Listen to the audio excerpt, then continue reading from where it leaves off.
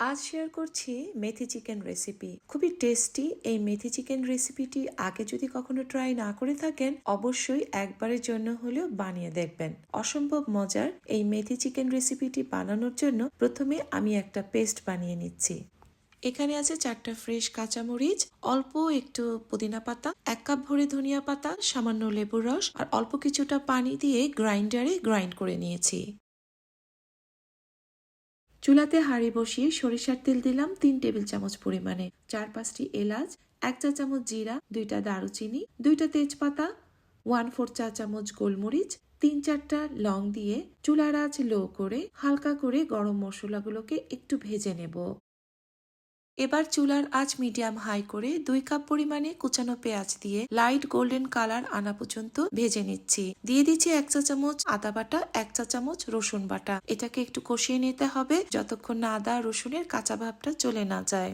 এখানে আছে 1 kilo chicken, স্বাদ মতো লবণ দিয়ে দিলাম, আধা চা চামচ হলুদের গুঁড়া দিলাম, 1 চা চামচ জিরার গুঁড়া, 1 চা চামচ ধনিয়ার গুঁড়া দিয়ে চুলার আঁচ মিডিয়াম করে একটু কষিয়ে নেব। এখানে আমি কোনো এক্সট্রা পানি চিকেনে দেইনি। চিকেন থেকে যে পানিটা বের হবে সেই পানিটাতেই চিকেনটা অনেকটা সেদ্ধ হয়ে যাবে। এখন ঢেকে রান্না করব 12 থেকে 13 মিনিটের জন্য। চিকেন থেকে যে পানিটা বের হয়েছে তাতেই কিন্তু চিকেনটা অনেকটা সেদ্ধ হয়ে গেছে।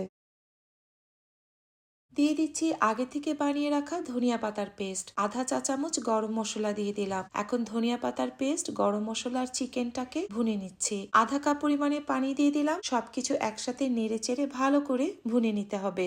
চিকেনকে খুব ভালো করে এখানে ভুনে নিচ্ছি। যে এক্সট্রা পানিটা ছিল সেই পানিটা যেন শুকিয়ে যায়। পানি শুকিয়ে গেছে। এখন চুলার আঁচ একদম লো করে ফেটিয়ে রাখা টক দই দিয়ে দিচ্ছি। এখানে আধা কাপ টক দই আছে। দই দেবার পর চুলার আঁচ লো রাখা অবস্থাতেই চিকেনের সাথে দইকে মিশিয়ে নেব।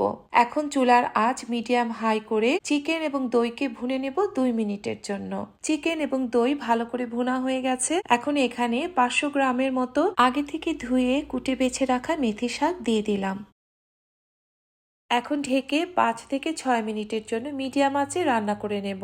এখানে মেথি শাকটা অনেকটা নরম হয়ে গেছে। মেথি শাকের সাথে চিকেনটাকে নেড়ে চেড়ে মিক্স করে নিচ্ছি। আধা কাপ পরিমাণে পানি দিয়ে দিলাম। মেথি শাক থেকেই এক্সট্রা পানি বের হয়, প্রথমে এজন্য আমি কোনো পানি দেইনি, কিন্তু চিকেনের এই গ্রেভিটাকে আমি একটু পাতলা করব, তাই আমি এক্সট্রা আধা কাপ পানি দিয়ে দিলাম। এখন নেড়ে চেড়ে সবকিছু মিক্স করে নিয়ে ঢেকে রান্না করব 10 মিনিটের জন্য, চুলার আঁচ মিডিয়াম টু লোতে রেখে।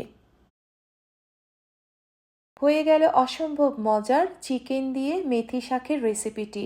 গরম ভাত, রুটি, পরাটার সাথে সার্ভ করতে পারেন। রেসিপিটি কেমন লাগলো অবশ্যই কমেন্ট করে জানাবেন। সবাই ভালো থাকবেন।